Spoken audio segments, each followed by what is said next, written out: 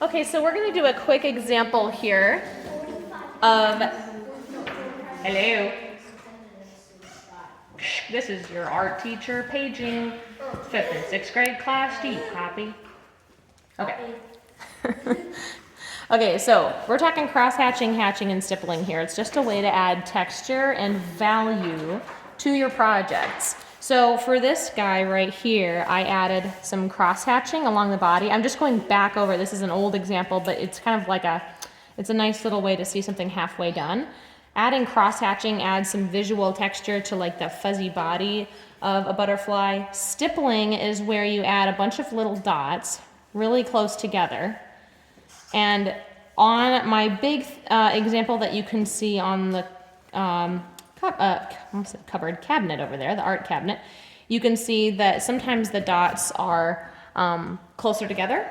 And the closer together you make your markings, then the darker your value is going to be. The farther apart you make them, the lighter the value is going to be. Of course, you can add value with colored pencils too, but colored pencils don't add the texture that stippling and cross-hatching and hatching do. So different parts of your butterfly's body are going to have different textures. I'm doing some hatching on this part of the body. I did cross-hatching for the eyes over here.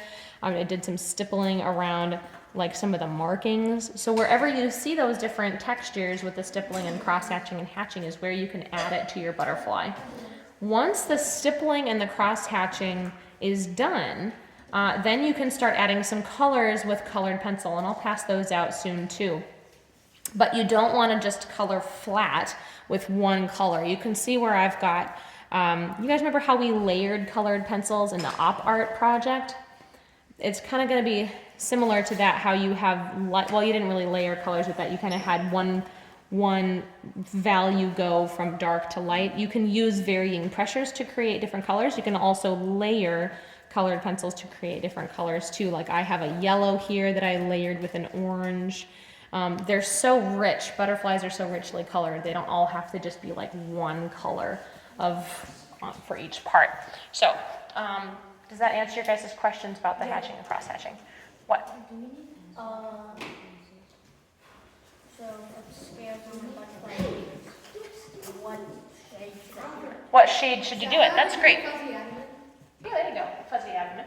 Okay, so how do you know what shade to do, dark, medium, or light for the stippling? It just kind of depends on what your butterfly looks like. Some of your guys' scales on your butterflies might have a lighter value. Some of them might have a darker value. So it just kind of depends on what your photo looks like. So, and any other questions about that? Yes? So you said that butterflies are rich. So they're rich. Do they have drip? Yeah, God gave them drip. There you go.